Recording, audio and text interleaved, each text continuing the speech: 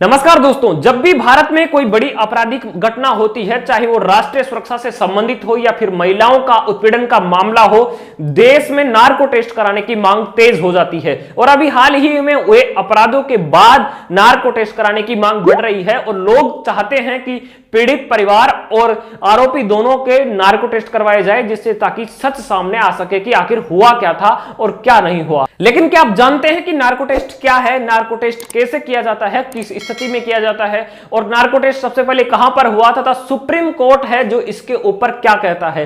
तो ये सब जानने के लिए आइए शुरू करते हैं आज का वीडियो। सबसे पहले बात करते हैं कि नार्को टेस्ट क्या है। नार्को टेस्ट किसी भी आरोपी से सच उगलवाने के लिए किए जाने वाली एक प्रक्रिया है, जिसमें आरोपी को ट्रूथ सीरम का इंजेक्शन दिया जाता है, जिसके बाद व्यक्ति स्वाभाविक रूप से सच बोलने लगता है। नार्को टेस्ट एक फोरेंसिक टेस्ट होता है, जिसे जांच अधिकारी, चिकित्सक व फोरेंसिक विशेषज्ञ की उपस्थिति में किया जाता है। नार्को परीक्षण करने के लिए सोडियम पेंटाथोल, सोडियम एमिटेल, एथेनॉल, बार्बिचेरेटस, स्कोरपोल, अमाइन, टेपाजेमेन आदि को आसुत जल में मिलाया जाता है। टेस्ट के दौरान सोडियम पेंटाथोल का इंजेक्शन लगाया जाता है। दवा की मात्रा व्यक्ति को उसकी हेल्थ, उसकी उम्र के आधार पर दी जाती है, क्योंकि अगर उसे अधिक मात्रा में दवा दे दी जाए, इंजेक्शन लगा दिया जाए, तो कभी कभी उसकी मृत्यु तक भी हो जाती है। इसलिए उसकी उम्र, उसका स्वास्थ्य और उसकी हेल्थ के अकॉर्डिंग उसका फिर परीक्षण किया जाता है, यानी उस पर फिर टेस्ट किया जाता है। इस इंजेक्शन को लगाने के बाद व्यक्ति होश में नहीं रहता, जिसके कारण वह झूठ नहीं बोल सकता, सब सच सच बोल देता है। यह एक ड्रग्स जैसा होता है,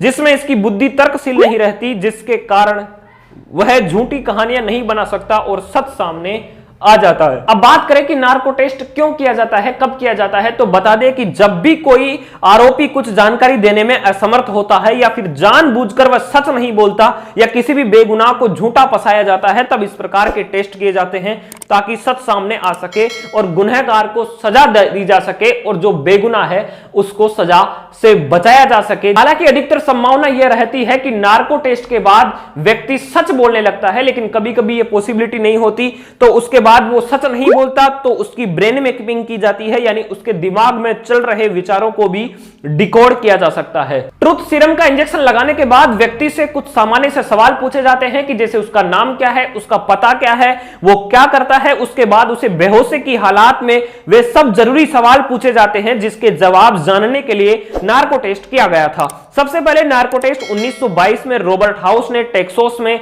2 कैदियों पर किया था, जबकि भारत में अभी कुछ वर्षों से ही इसका प्रचलन बढ़ा है। भारत में बलात्कार के आरोपियों और आतंकवादियों पर इसका प्रयोग किया जाता है। और अगर आप बात करते हैं कि भारत का सुप्रीम कोर्ट इस पर क्या कहता है, 5 मई 2010 को दिए गए सुप्रीम कोर्ट के फैसले में बिना सहमति के कराए गए नार्को, ब्रेन मैपिंग और पॉलीग्राफ आदि परीक्षणों को अवैधानिक या अवैध करार दिया है।